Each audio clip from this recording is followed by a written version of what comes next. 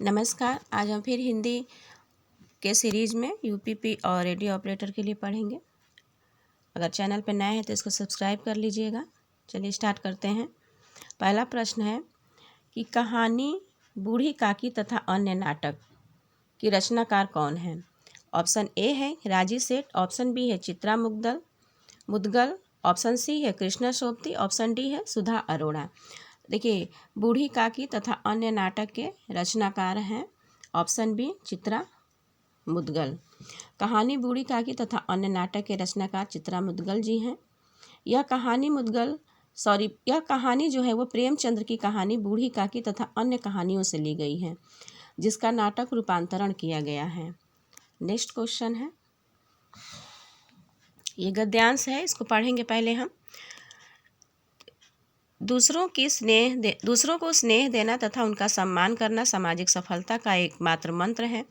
जीवन में सुख शांति और उन्नति चाहने वाले प्रत्येक महत्वाकांक्षी को सबसे पहले यही सीख धारणा करनी चाहिए। युधिष्ठिर के राजसूय यज्ञ में कृष्णा ने लोगों के स्वागत की जिम्मेदारी ली और बदले में वे उस यज्ञ को सर्वाधिक पूज्य व्यक्ति माने गए। ईसा मसीह, गौतम बुद्ध, महावीर और महात्मा गांधी जैसे महापुरुषों में रंच मात्र भी अभिमान न था। उन्होंने सदैव दूसरों को महत्व दिया और वे स्वयं ही महान बन गए। मान सम्मान का मूल चुकाना असंभव है, अतः विद्यार्थी जीवन का भी प्रथम पाठ यही है कि वह गुरु के प्रति सच्चे सम्मान का भाव अपने हृदय में पैदा करे, अन्यथा उसकी विद्या निष्फल है। तो ये गद्यांश है, हमने इसको पढ़ लिया। अब इसमें से जो क्वेश्चन है उसको हम हल करेंगे। तो इसमें से जो पहला प्रश्न है कि प्रस्तुत गद्यांश के द्वारा क्या संदेश दिया गया है। ऑप्शन ए में दिया है कि सदा सुख शांति रखे, ऑप्शन बी में है कि सदा कर्म पर अडिग रहे, ऑप्शन सी में है कि सदा आदरणीय बने और ऑप्शन डी में है कि सदा दूसरों को स्नेह व सम्मान दे। तो इसका जो सही आंसर होगा वो होगा ऑप्शन डी कि सदा दूसरों को स्नेह व सम्मान दें। नेक्स्ट क्वेश्चन है इसी गद्यांश से, दिए गए विकल्पों में से स्वागत का संधि विच्छेद कौन सा है। तो स्वागत का संधि विच्छेद बताना है तो ऑप्शन ए में है सुआगत, ऑप्शन बी में है स्व प्लस आगत, ऑप्शन सी में है स्वा प्लस गत और ऑप्शन डी में है स्वा प्लस आगत। तो इसमें जो सही होगा वो होगा ऑप्शन ए सु प्लस आगत। सु प्लस आगत सही होगा इसका। और ये संधि जो है वो है यण संधि और इस संधि के नियमानुसार यदि छोटी ई, बड़ी ई, छोटा ऊ या बड़ा ऊ और री के बाद कोई भी भिन्न स्वर आए तो ई और छोटी ई और बड़ी ई का य हो जाता है, छोटा ऊ और बड़ा ऊ का व हो जाता है और री का र हो जाता है। यण संधि है ये। नेक्स्ट है, रंच मात्र भी अभिमान न था का तात्पर्य कौन सा विकल्प है। ऑप्शन ए में है कि अधिक अभिमान न था, ऑप्शन बी में है कि कम अभिमान न था, ऑप्शन सी में है कि जरा सा भी अभिमान न था, ऑप्शन डी में है कि बहुत अभिमान न था।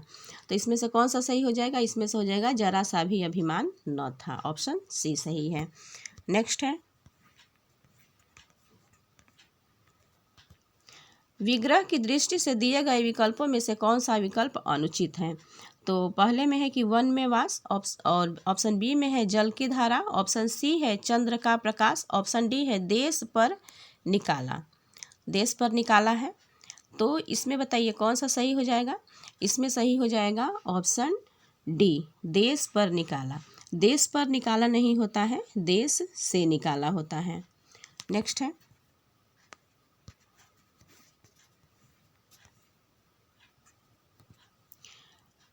यक्ष देवों की एक खाली स्थान होती है, वाक्य को उचित विकल्प से पूर्ण करें। तो इसमें बताइए कौन सा सही है। इसमें देखिए यक्ष देवों की एक प्रकार होती है, तो इसमें प्रकार हो जाएगा और इसमें एक और भी ऑप्शन दिया है जाति, तो ये दोनों इसमें सही हो जाएगा, प्रकार और जाति। यक्ष जो है वो देवों की एक जाति भी होती है और एक प्रकार भी होता है, तो इसमें दोनों ही सही हो जाएगा ऑप्शन। नेक्स्ट है, हिंदी में रिपोर्ताज विधा के जनक माने जाते हैं। तो हिंदी में रिपोर्ताज विधा के जनक कौन माने जाते हैं? ऑप्शन ए में है कि रामविलास शर्मा, ऑप्शन बी में है राम कुमार वर्मा, ऑप्शन सी है शिवदास सिंह चौहान, ऑप्शन डी है नंद दुलारे वाजपेयी। तो इसमें जो सही है वो है ऑप्शन सी शिवदान सिंह चौहान। हिंदी के रिपोर्ताज परंपरा के जनक जो है वो माने जाते हैं शिवदास सिंह चौहान। और इन चौहान जी की रचना है लक्ष्मीपुरा। ये लक्ष्मीपुरा से इन्होंने आरंभ की है और रिपोर्ताज विधा के जनक यही हैं। नेक्स्ट है,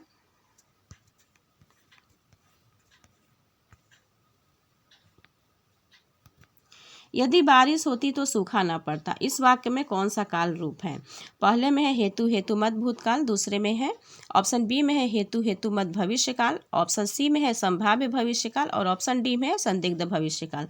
बताइए तो इसमें कौन सा हो जाएगा कि यदि बारिश होती तो सूखा न पड़ता। तो देखिए इसमें जो सही है वो हो जाएगा हेतु हेतुमत भूतकाल, ऑप्शन ए सही है। यदि बारिश होती तो सूखा न पड़ता, इस वाक्य में हेतु हेतुमत भूतकाल है।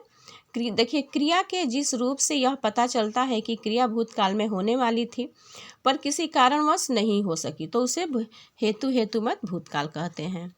नेक्स्ट है,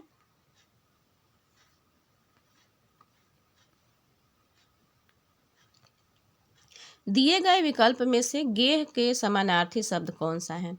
तो गेह का समानार्थी शब्द बताना है तम, तमस, तिमिर, सभा, परिषद, गोष्ठी, सदन, भवन, निकेतन या कंचन, हेम, स्वर्ण।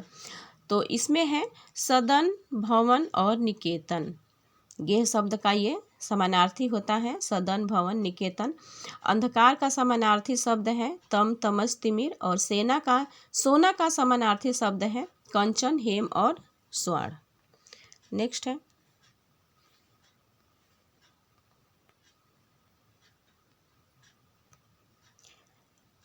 अति काटु वचन कहती है केई, मानहु लोन जरे पर देई।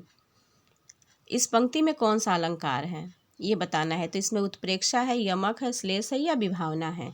तो इसमें अलंकार जो है वो है उत्प्रेक्षा अलंकार। उत्प्रेक्षा अलंकार है इसमें, क्योंकि इसमें देखिए मानहु आया है, मनहु, जनहु, मनो, मानो, ये सब जिसमें आते हैं जिस भी अलंकार के अंतर्गत उसके अंदर उत्प्रेक्षा अलंकार होता है। बाकी यमक अलंकार एक ही शब्द दो बार है और हर बार दोनों के अर्थ अलग अलग हो तो वहाँ पे यमक अलंकार होता है। श्लेष का अर्थ है चिपका हुआ होना, तो एक ही शब्द हो परंतु उस शब्द में कई अर्थ निकले तो वो होता है श्लेष अलंकार। नेक्स्ट है, जनेंद्र कुमार की किस रचना को हिंदुस्तानी अकादमी पुरस्कार से सम्मानित किया गया है? सुनीता को, त्यागपत्र को, परख को या कल्याणी को? बताइए किसको किया गया है? तो यह किया गया है परख को। जनेंद्र कुमार को 1929 में प्रकाशित परख उपन्यास के लिए हिंदुस्तानी अकादमी पुरस्कार से सम्मानित किया गया है। नेक्स्ट क्वेश्चन, न्यूनतम विशेषण की कौन सी अवस्था है? तो न्यूनतम कौन सी अवस्था है? उत्तरावस्था है, उत्तमावस्था है, मूलावस्था है या प्रथमावस्था है? तो देखिए जिसमें तम आता है वो होता है उत्तमावस्था, तो इसमें ऑप्शन बी सही हो जाएगा उत्तमावस्था। अगर न्यूनतर होता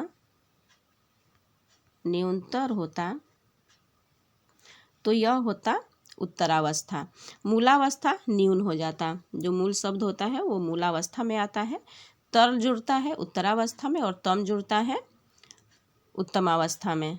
नेक्स्ट है, वह दीप शिखासी शांत भाव में लीन। इस वाक्य में प्रयुक्त अलंकार पहचानना है। तो उत्प्रेक्षा है, सांग रूपक है या रूपक है या मालोपमा है?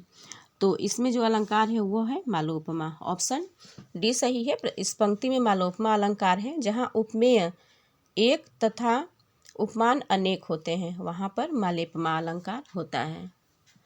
नेक्स्ट है,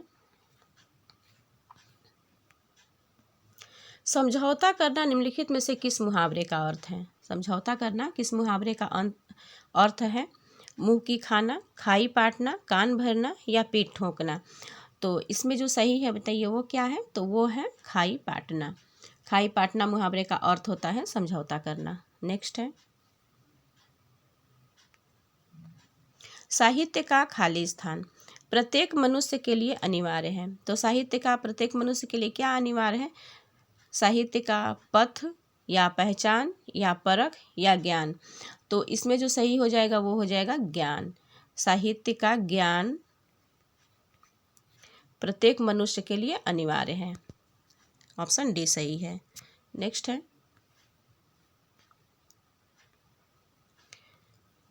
कोप और रोष किस शब्द के समानार्थी शब्द हैं? ऑप्शन ए में है कि मोद, ऑप्शन बी में है क्रोध, ऑप्शन सी में है आनंद, ऑप्शन डी में है हर्ष। तो कोप और रोष समानार्थी शब्द हैं क्रोध के। ऑप्शन बी सही है। नेक्स्ट है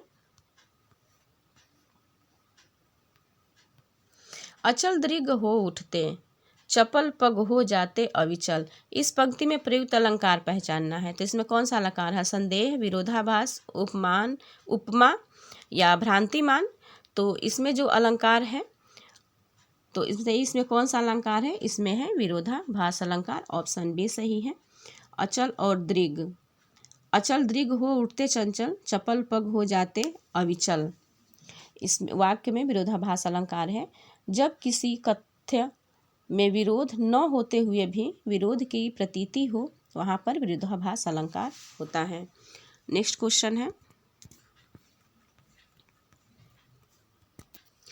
दिए गए विकल्पों में से संधि शब्द का विलोम पहचानिए। संधि का विलोम बताना है तो क्या हो जाएगा? विग्रह, सरस, सुगम या सार्थक। तो संधि का विलोम हो जाएगा विग्रह। अगर विच्छेद होता तो वो भी सही होता। नेक्स्ट क्वेश्चन है हाँ, और सरस का जो विलोम है तो सरस का विलोम हो जाएगा नीरस, और सुगम का विलोम हो जाएगा दुर्गम, और सार्थक का विलोम हो जाएगा निरर्थक। नेक्स्ट क्वेश्चन निम्न में से कौन से शब्द का विकल्प स्त्रीलिंग में नहीं आता? तो स्त्रीलिंग में कौन सा नहीं आता ये बताना है। गंगा यमुना, गंगा यमुना पर हमेशा स्त्रीलिंग में ही आता है। पंजाबी बंगाली भाषा है तो भाषाएं हमेशा स्त्रीलिंग में ही आती हैं। आँख, नाक, सप्ताह और महीना, ये दो ऑप्शन हैं। तो इसमें देखिए आँख और नाक भी स्त्रीलिंग है, और सप्ताह और महीना ये हमेशा पुल्लिंग में आता है। ऑप्शन डी सही है इस प्रश्न के उत्तर में। स्त्रीलिंग में नहीं आता पूछ रहा है। तो गंगा यमुना पंजाबी बंगाली ये भाषाएं हैं, ये नदियां हैं, ये हमेशा स्त्रीलिंग में आती हैं। आँख नाक भी स्त्रीलिंग है। सप्ताह और महीना जो है वो हमेशा पुल्लिंग में आता है। कौन सा सप्ताह का कौन सा महीना चल रहा है या कौन सा दिन है आज, तो ये पुल्लिंग में आता है। नेक्स्ट है नीचे दिए गए 4 वाक्यों में से गलत वाक्य की पहचान कीजिए। ऑप्शन ए में है कि कुत्ता चिल्ला रहा है, ऑप्शन बी में है कोयल कूक रही है, ऑप्शन सी में है घोड़ा हिनहिना रहा है, ऑप्शन डी में है कि नदियाँ गा रही हैं। तो इसमें देखिए जो गलत है वो है, एक पहला तो है कि कुत्ता चिल्ला रहा है, ये गलत है क्योंकि कुत्ता कभी चिल्लाता नहीं है, कुत्ता जो है वो भौंकता है। और ऑप्शन डी में दिया है कि नदियाँ गा रही हैं, नदियाँ जो है वो गाती नहीं है, नदियाँ क्या करती हैं? कल कल की ध्वनि करती हैं। तो ये दोनों ऑप्शन गलत हैं इसमें। बाकी कोयल कूक रही है, घोड़ा हिनहिना रहा है, ये दोनों सही है। तो वो गलत वाक्य पूछ रहा है तो ऑप्शन ए और बी दोनों ही सही है इस क्वेश्चन के आंसर में। नेक्स्ट क्वेश्चन है बात का धनी होना दिए गए विकल्पों में से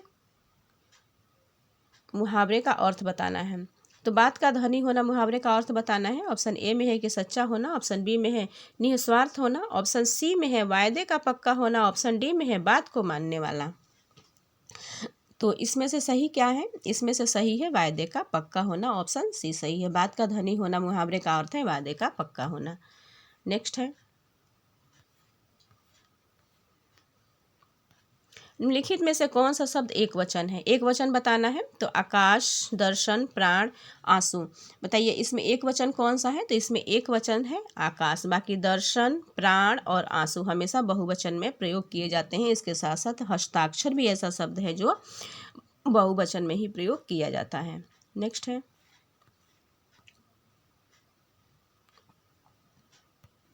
भ्रांतिमान अलंकार का उदाहरण निम्न में से कौन सा है? भ्रांतिमान का उदाहरण बताना है।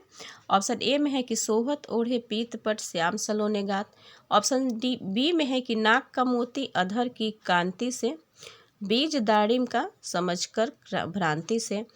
ऑप्शन सी में है कि शीतल चंदन चंदहु लगे जरावन गात। और ऑप्शन डी में है उदित उदयगिरि मंच पर रघुवर बाल पतंग। तो इसमें आपको बताना है भ्रांतिमान अलंकार।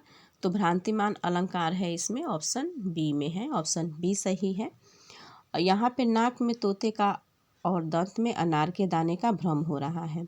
यहाँ पे सादृश्य के कारण उपमेय में उपमान की भ्रांति हो रही है, वहाँ पर भ्रांतिमान अलंकार होता है। और ऑप्शन ए में उत्प्रेक्षा अलंकार है। सोहत ओढ़े पीत पट श्याम सलोने गात। इसका आगे वाला लाइन है कि मनव नीलमणि शैल पर आपत परे प्रभात। तो ये है उत्प्रेक्षा अलंकार। और ऑप्शन डी में है जो है उदित उदयगिरि मंच पर रघुवर बाल पतंग, इसमें है उपमा रूपक अलंकार। ऑप्शन बी सही है इस क्वेश्चन के आंसर में। नेक्स्ट है योग्य व्यक्ति ही पहचाना जाता है। वाक्य में योग्य शब्द क्या है? तो योग्य शब्द बताना है कि योग्य शब्द क्या है। तो ऑप्शन ए में है कि सार्वनामिक विशेषण, ऑप्शन बी में है परिमाणवाचक विशेषण, ऑप्शन सी में है संख्यावाचक, ऑप्शन डी में है गुणवाचक विशेषण। तो इसमें जो सही है वो है योग्य व्यक्ति ही पहचाना जाता है। योग्य का मतलब यहाँ गुण से है, गुणवाचक विशेषण है। ऑप्शन डी सही है, योग्य व्यक्ति ही पहचाना जाता है, इसमें गुणवाचक विशेषण है। गुण जो है गुणवाचक का सूचक है। नेक्स्ट है जिस वाक्य समूह में खाली स्थान हो वह अन्य वाक्य उसके खाली स्थान हो उसे मिश्र वाक्य कहते हैं। तो इसमें जो मिश्र वाक्य का परिभाषा है वो बता देना है। तो वो है, देखिए, जिस वाक्य में समूह एक वाक्य प्रधान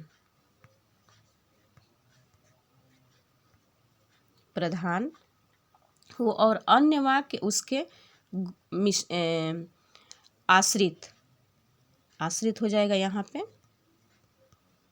आश्रित हो, वहाँ मिश्र वाक्य होता है। ऑप्शन ए सही है, ऑप्शन ए सही है। नेक्स्ट है इनमें से कौन से शब्द का अर्थ हिंदी और अंग्रेजी से भिन्न है? तो वो है डोंगरी,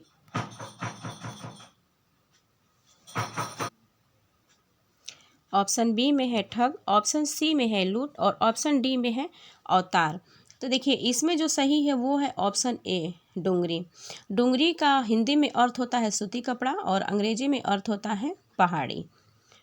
नेक्स्ट है दिए गए विकल्प में से सही विकल्पों का चयन करके वाक्य पूर्ण करें। तो जिसमें खाली स्थान प्राप्त करने की इच्छा हो वह, तो इसमें जो सही है वह है जिसमें मोक्ष, यहाँ पे मोक्ष हो जाएगा, प्राप्त करने की इच्छा हो वह मुमुक्षु कहलाता है। मुमुक्षु कहलाता है वो, ऑप्शन ए सही है। नेक्स्ट है वर्तनी की दृष्टि से दिए गए विकल्प में से शुद्ध विकल्प छांटिए। तो महीना, पूजनीय, व्यंग, उपर्युक्त सभी। तो वर्तनी की दृष्टि से जो इसमें अशुद्ध विकल्प है उसको छांटना है। तो महीना जो है वो सही लिखा गया है, पूजनीय भी सही लिखा गया है। देखिए जो व्यंग है वो व्यंग नहीं लिखा जाता है, व्यंग्य लिखा जाता है। यहाँ पे आधा ग होगा तब यह होगा, ये सही है, व्यंग्य होता है। ऑप्शन सी सही है इस प्रश्न के उत्तर में। नेक्स्ट है दिए गए विकल्प में से उदय का विलोम बताना है। तो उदय का विलोम क्या होता है? अस्त होता है, अंत होता है, मंद होता है या आदि होता है? तो उदय का विलोम होता है अस्त, उदय और अस्त। ऑप्शन ए सही है। नेक्स्ट है देश में राजनीति के प्रति लोगों की खालिस्तान को देखते हुए 25 जनवरी को देश के मतदाताओं को और खालिस्तान करने के लिए राष्ट्रीय मतदान दिवस मनाए जाने का संकल्प लिया गया है। तो इसमें जो सही कथन है वो बताना है। तो कौन सा सही हो जाएगा बताइए? तो देश में राजनीति के प्रति उदासीनता को देखते हुए 25 जनवरी को देश में मतदाताओं को जागरूक करने का, ऑप्शन ए सही है इसमें, ऑप्शन ए सही है। ध्यान से देख लीजिए इसको, ऑप्शन ए सही है। नेक्स्ट क्वेश्चन, दिए गए विकल्प में से काया शब्द का समानार्थी विकल्प कौन सा है? काया का समानार्थी बताना है तो ऑप्शन ए में है गात, ऑप्शन बी में है चक्षु, ऑप्शन सी में है तम, ऑप्शन डी में है तरु। बताइए इसमें काया का समानार्थी कौन सा है? तो इसमें काया का समानार्थी हो जाएगा गात, ऑप्शन ए सही है। काया का समानार्थी गात है। चक्षु आँख का और तम जो है वो अंधेरा का है और तरु जो है वो पेड़ का समानार्थी है। नेक्स्ट है, ऐसे कौन से शब्द हैं जिनका प्रयोग स्त्रीलिंग और पुल्लिंग दोनों रूपों में होता है? तो वो कौन सा शब्द है? रविवार सोमवार है, हिमालय या विंध्याचल है, राष्ट्रपति या प्रधानमंत्री हैं, अशोक या आम है। तो इसमें जो स्त्रीलिंग और पुल्लिंग दोनों में आता है वो है राष्ट्रपति, प्रधानमंत्री, अध्यापक। ये ऐसे शब्द जो हैं वो विधानसभा अध्यक्ष या लोकसभा अध्यक्ष या राज्यपाल या मुख्यमंत्री, ये सब ऐसे शब्द हैं जो स्त्रीलिंग और पुल्लिंग दोनों में प्रयोग किए जाते हैं। नेक्स्ट है,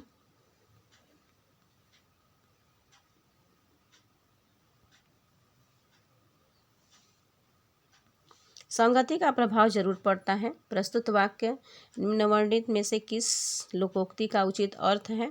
तो ऊँट के मुंह में जीरा, खरबूजे को देखकर खरबूजा रंग बदलता है, अंधा क्या मांगे दो आंखें, पर उपदेश कुशल बहु तेरे। तो इसमें जो सही है वो है खरबूजे को देखकर खरबूजा रंग बदलता है, ऑप्शन बी सही है। ऊँट के मुंह में जीरा का अर्थ होता है आवश्यकता से कम, और अंधा क्या मांगे दो आंखें, इसका अर्थ होता है इच्छित वस्तु की प्राप्ति होना, और पर उपदेश कुशल बहुतेरे का अर्थ होता है समझाना आसान है। नेक्स्ट है, हिंदी की प्रमुख पत्रिका धर्मयुग के संपादक निम्न में से कौन थे? तो वो थे हजारी प्रसाद द्विवेदी, धर्मवीर भारती, प्रेमचंद या कमलेश्वर। तो धर्मयुग के संपादक पूछ रहा है तो वो है ऑप्शन बी धर्मवीर भारती। धर्मवीर भारती जो हैं वो धर्मयुग के संपादक हैं और यह साप्ताहिक पत्रिका थी जिसमें बाल साहित्य और कविताएं छपती थीं। नेक्स्ट है, हिंदी के सफलतम उपन्यासों में गिना जाने वाला आपका बंटी के उपन्यासकार कौन है? तो यह है चित्रा मुद्गल, मन्नू भंडारी, मृदुला गर्ग या कृष्णा। तो यह है ऑप्शन बी मन्नू भंडारी। हिंदी के सफलतम उपन्यासों में गिना जाने वाला आपका बंटी की उपन्यासकार मन्नू भंडारी हैं। इसके अनेक उपन्यास हैं जैसे महाभोज, एक कहानी यह भी, अकेली या यही सच है, त्रिशंकु, मैं हार गई, तीन निगाहों की एक तस्वीर और एक प्लेट सैलाब इत्यादि। ये हैं इनके अन्य उपन्यास। नेक्स्ट है, लिखित वाक्य में से किस भाग में त्रुटि है ये बताना है। रूस का समुद्र किनारे जमा हो रहे बर्फ के इन गोलों का रहस्य क्या है? तो ऑप्शन ए में दिया है कि जमा हो रहे हैं, ऑप्शन बी में है रहस्य क्या है, ऑप्शन सी में है बर्फ के इन गोलों का, और ऑप्शन डी में है रूस का समुद्र। तो बताना है कि इसमें कौन सा किस भाग में त्रुटि है। तो जिस भाग में त्रुटि है वो है रूस का समुद्र किनारे। रूस का समुद्र किनारे यहाँ पे दिया है, रूस का समुद्र किनारे। तो इसी भाग में त्रुटि है। इसका सही जो होगा वो रूस में समुद्र किनारे हो जाएगा, जहाँ पे यहाँ पे दिया है रूस का समुद्र किनारे, तो रूस में समुद्र किनारे हो जाएगा, बाकी सब सही है। नेक्स्ट क्वेश्चन है, निम्न में कौन सा शब्द बहुवचन है? अनुज, गौ, गुरुजन या लेखक। इसमें बहुवचन शब्द बताना है। तो जन जिसमें लगा है गुरुजन, ये बहुवचन है। अनुज, गौ और लेखक क्या है? ये एक वचन है। नेक्स्ट है संस्था शब्द का बहुवचन। तो संस्था का बहुवचन क्या हो जाएगा? संस्थापन, संस्थाएं, संस्थागत या संस्थाओं। तो संस्था का बहुवचन हो जाएगा संस्थाएं, ऑप्शन बी सही है। नेक्स्ट है, निम्नलिखित में से हजारी प्रसाद द्विवेदी द्वारा रचित निबंध कौन सा है? तो कुटज है, उत्सव है, बुढ़ापा है, कुछ है। तो वह है ऑप्शन ए कुटज, कुटज जो है वह हजारी प्रसाद द्विवेदी द्वारा रचित है और इसके और भी निबंध हैं, जैसे अशोक के फूल हैं, विचार और वितर्क हैं, कल्पलता है, विचार और प्रवाह हैं। नेक्स्ट है करत करत अभ्यास के जड़मति होत सुजान, इस लोकोक्ति का तात्पर्य क्या है? अभ्यास मूर्ख को भी चतुर बना देता है, अनिश्चय से सफलता मिलती है, अभ्यास से जड़मति होती है, या सुजान अभ्यास से जड़ हो जाता है। तो देखिए इसका जो करत करत अभ्यास से जड़मति होत सुजान, इसका अर्थ है कि अभ्यास मूर्ख को भी चतुर बना देता है। ऑप्शन ए सही है, अभ्यास से ही सब कुछ संभव हो जाता है। तो ये प्रश्न आपको कैसे लगे कमेंट बॉक्स में ज़रूर बताइएगा, और चैनल पर नए हैं तो इसको चैनल को सब्सक्राइब भी कर लीजिएगा। धन्यवाद।